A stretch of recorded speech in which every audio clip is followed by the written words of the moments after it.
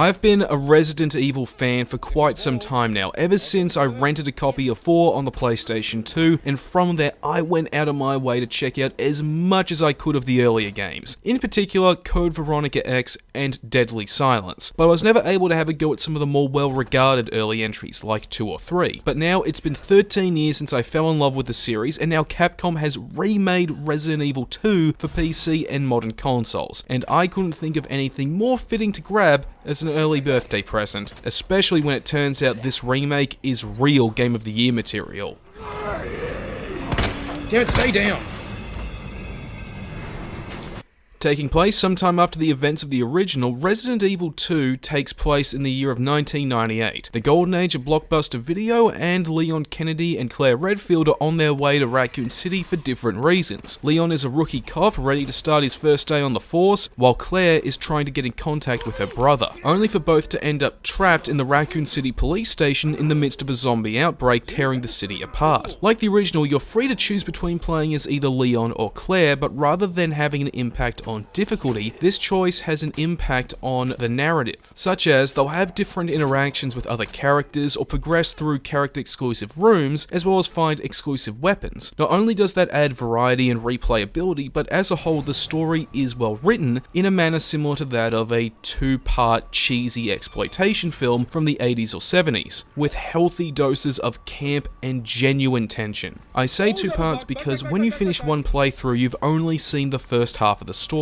and then you can play through the second, or B scenario, seeing what happened to the character you didn't pick, as they arrive at the station later, and there are substantial differences between the two. The A scenario is more about intrigue, and has you uncover what is behind the zombie outbreak, whereas the B scenario focuses on trying to rescue a young girl and keep her safe. On top of that, if you think playing through both scenarios once means you've seen everything, you're wrong. To see every aspect of the story, both canon and non-canon, you need to play through each scenario twice with each character, so it's safe to say Capcom did not hold any content back. Look, this isn't a game. You gotta be kidding me. Nothing dies down here. Compared to the remake of Resident Evil 1, Capcom approached this game with an idea of presenting something old with modern sensibilities, rather than just remaking what came before. So rather than fixed camera angles and tank controls, the game makes use of a third-person perspective and modern controls, but in the grand scheme of things, that's the most significant change. The core of the experience is what longtime fans remember, with the bulk of it being hunting down key items to open up new paths, puzzles, inventory management, and of course backtracking. People who are unfamiliar with early Resident Evil may be put off by this gameplay loop, but it's not unbearable, thanks to how it plays into the overall atmosphere of the game by making you keep a close eye on your resources, which in turn plays into the tension. The puzzles as well are well designed and don't make you feel like an idiot when you're stumped. Clues are always present, and it's just a matter of simply looking in the right place to see them, whether it be examining an object to interact with it to looking through documents.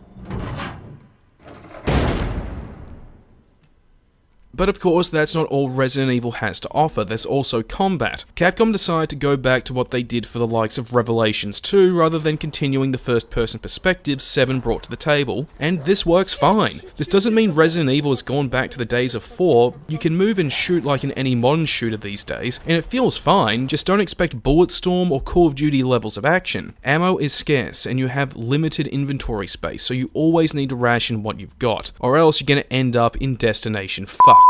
Something that's driven home by how the zombies function. They're basically bullet sponges, but that's a good thing. If you're not actively thinking about how many precious bullets you could waste pumping into a brain muncher over whether or not you should just run, then there's something wrong with the game. This is taken to the next level thanks to the devs lifting a key mechanic from Dead Space: strategic dismemberment. In a lot of situations, dismembering or kneecapping are valid strategies, spending minimal resources for a quick getaway and in turn, easily avoidable enemies for the rest of the game. However, this strategy only applies to the core enemies, and there's one that cannot be brought down and will constantly keep you on your toes.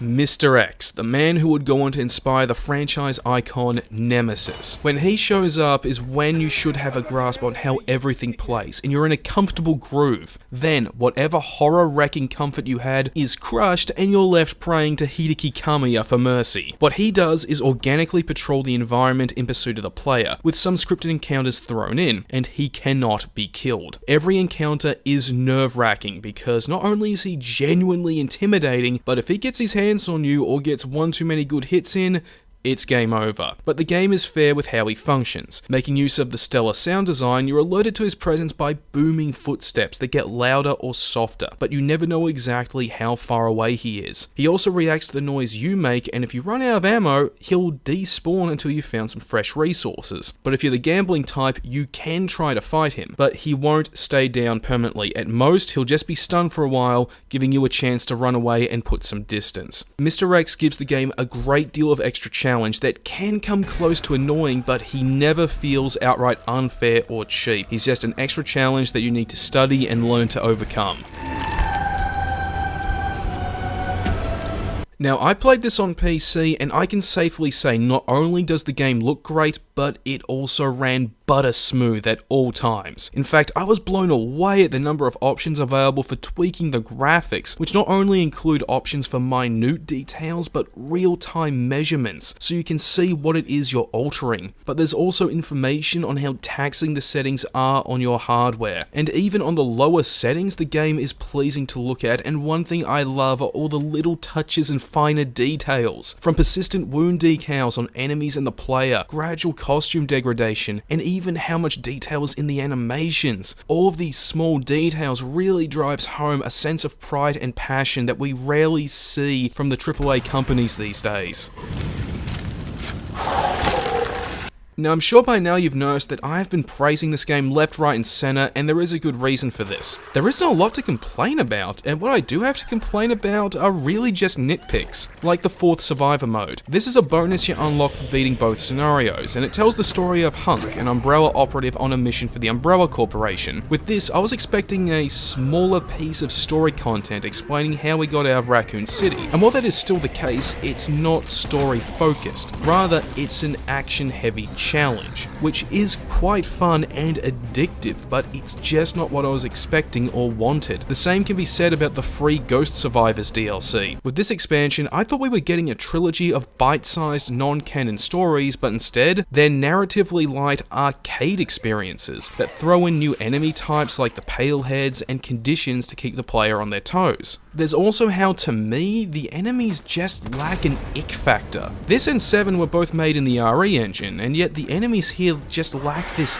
extra bite that 7's molded had. I blame this on how they were created, since something made purely in a computer would lack the same energy of a model that was made by literally scanning a meat sculpture. This isn't to say the enemies aren't scary or look good, but compared to what came before, they're just not as good. There's also how there are microtransactions for the game, yet they actually earn a pass. You wouldn't be wrong for raising an eyebrow at them, but considering the game off the bat is just packed with content, already has a free expansion, and still has traditional unlockable extras, it almost feels like buying these is a way of saying thanks just for the game being so great. What you do get in them are additional skins for Leon and Claire that are of high quality, and access to the original soundtrack and sound effects from the original release. Considering what's on offer, the only real issue I see with these is just they're overpriced. In Australia, they're just under $5 each, but if they were $2 cheaper, buying them would feel more justifiable, but even in their current full price, considering what's already in the game, they don't really feel like a rip-off either.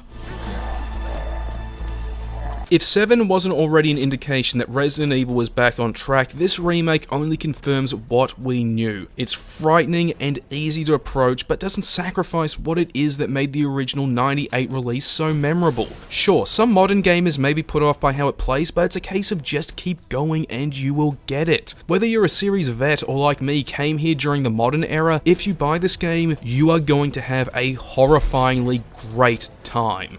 Gotta get out of here.